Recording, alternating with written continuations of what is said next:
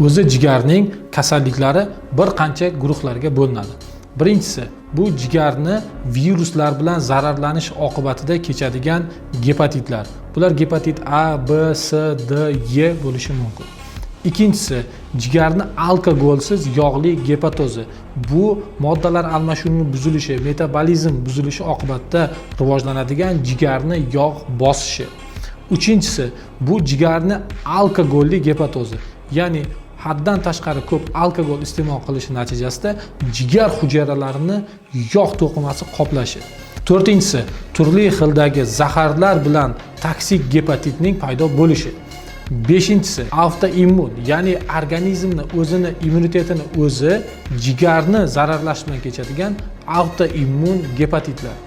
Keyingi oxirgisi jigarni turli xildagi onkologik rak kasalliklar. Va bularni barchasini oxir oqibati jigar yetishmovchiligi va jigar sirroziga olib keladi. Qabulimizga yozilish uchun quyidagi raqamlarga qo'ng'iroq qiling. Manzilni izohlarda yozib qoldiramiz. O'zingiz va yaqinlaringiz uchun sog'lig'ingizni asrang.